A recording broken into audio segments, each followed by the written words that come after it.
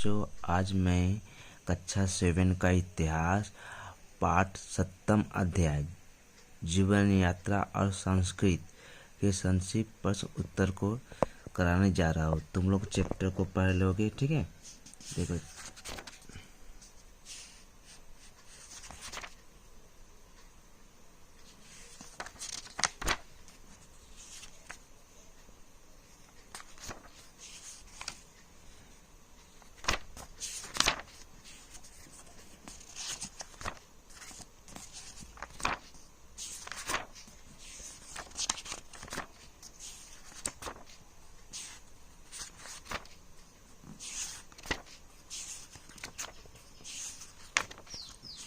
देखते जाओ, ये सब तुम पढ़ लोगे, ठीक है।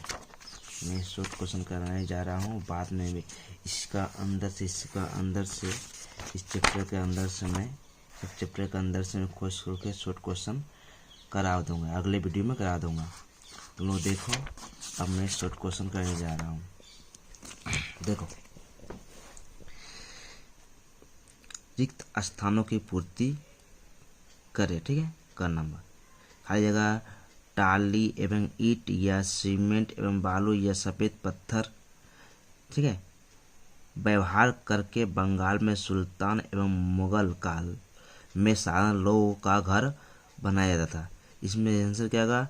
टाली एवं ईंट। क्या होगा? टाली एवं ईंट से का व्यवहार करके बंगाल में सुल्तान एवं मुगल काल में साधारण लोग घर बनाए थे।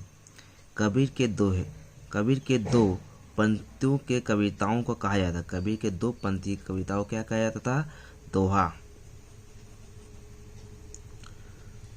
ठीक है। सूफी गुरु को याद करते थे, क्या? पीर बोल के या मुरीद बोल के या वे शाह बोल के? तो पीर बोल के।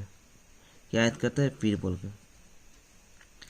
घर नंबर देखो, कोलकाता, नवद्वीप या मुर्शिदाबाद, ठीक है। चैतन्य आंदोलन का केंद्र था। तो इसमें से तीनों में से क्या होगा? नवद्वीप था, ठीक है। अंगनमा, नाना, कबीर, मीराबाई श्री कृष्ण और गिरधारी के उपासक थे। तो श्री कृष्ण और गिरधारी के उपासक कौन थे? मीराबाई। कृष्ण को उपासक कौन थे? मीराबाई, ठीक है।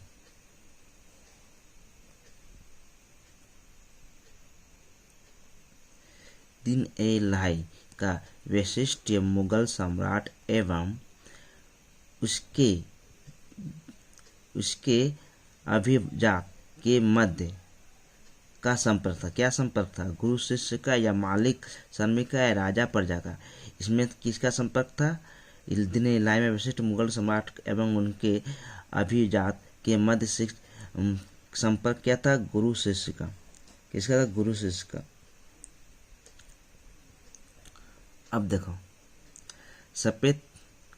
सफेद पत्थर पर रत्न बैठाकर हस्तकला कराने वाले को कहा जाता। क्या कहा जाता? चारबाग, पवित्र दरवाजा या टेराकोटा? इसमें हम लोग क्या था? पवित्र दरवाजा। क्या कहा जाता? पवित्र दरवाजा।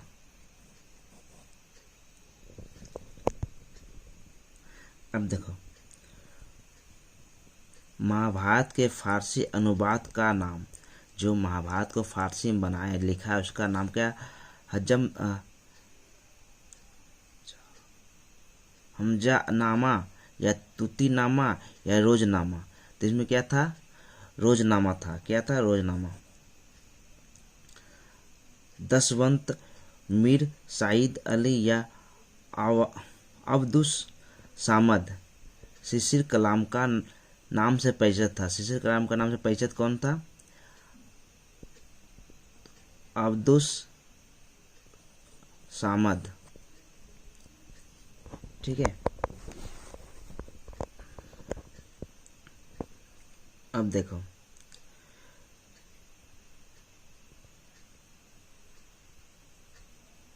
क्या है भाई?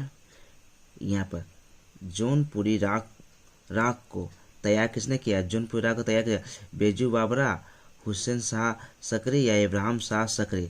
इसमें से होगा हुसैन शाह सकरी। ठीक। श्री कृष्ण विजय कवि के लेखक का नाम क्या था? श्री कृष्ण विजय कवि का लेखक का नाम क्या था? काशीराम दास या कीर्तावास ओझा या मालाधर बासु? तो इसका था मालाधर बासु। अब देखो फारसी चक्र का प्रयोग किया जाता था, किस लिए किया जाता था? फारसी चक्र का प्रयोग जल निकालने के लिए या कमान से गोली छोड़ने के लिए या बगीचा बनाने के लिए। इसमें किसका प्रयोग किया था? फारसी चक्र का प्रयोग जल उठाने के लिए किया था। किसके लिए? जल उठाने के लिए। ठीक है। अब इसमें चला,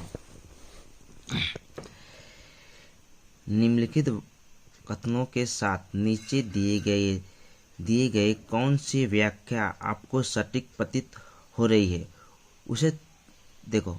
ये क्वेश्चन है, इसमें तीनों जो आपको सटीक उत्तर है, जो सही है, उसको हमको चुन के सही का निशान लगाना है। ठीक है। नदी किनारे उद्योग धंधे तैयार किए जाते थे। ठीक है। अब इसमें से देखो क्या होगा, 3 अब सब पढ़ना नहीं। नदी किनारे क्यों होता था? देखो सिर्फ आंसर में बताते हैं हम, कि वीडियो लंबा हो जाएगा। अब देखो नदी किनारे उद्योग तैयार क्यों करते हैं? कच्चे माल का आयात एवं निर्यात किए गए माल के कच्चे माल का आयात एवं तैयार किए गए माल के निर्यात की सुविधा के लिए, इसलिए वहाँ उद्योग तैयार किए गए। 3 नंबर। अब देखो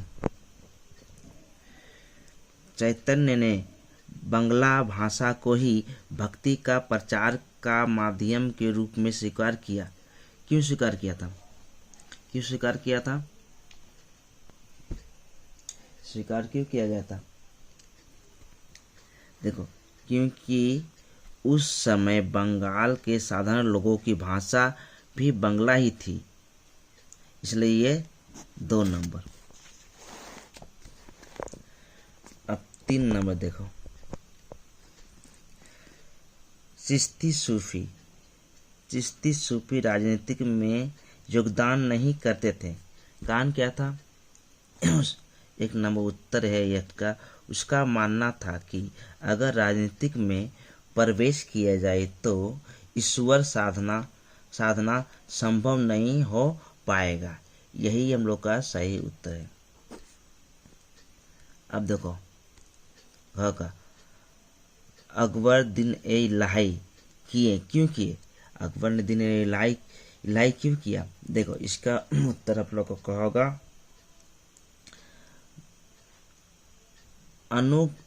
वे अनुगामी समूह तैयार करना चाहते थे। क्या चाहते थे? अनुगामी समूह तैयार करने के लिए।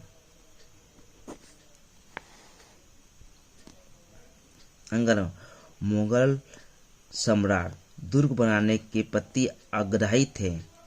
क्यों थे? दुर्ग बनाने के लिए मुगल शासक दुर्ग बनाने के लिए आग्रही क्यों थे? इसका उत्तर होगा, देखो दुर्ग बनाने से साम्राज्य सुरक्षित रखता था। दुर्ग बनाने से समाज जो था सुरक्षित रहता था। ठीक है। अब 4 नंबर देखो, जहांगीर के शासन काल में यूरोपीय चित्र का प्रभाव मुगल चित्रकला पर भी पड़ा था। क्या बोला? जहांगीर के शासनकाल में यूरोपीय चित्र का प्रभाव मुगल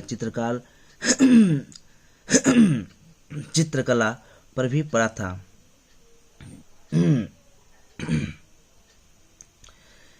इसका उत्तर क्या होगा? 1 नंबर, उस समय यूरोपीय चित्र का मुगल दरबार में आना शुरू हुआ था। ठीक है। उस समय क्या, जहांगीर के समय में यूरोपीय चित्र का मुगल दरबार में आना शुरू हुआ था। ये 1 नंबर। अब देखो 6 नंबर, मध्य युग के मणिपुरी नृत्य में राधा कृष्णा के प्रधान चरित्र थे। मध्य युग में राधा कृष्ण के प्रधान चरित्र कौन थे? ठीक है।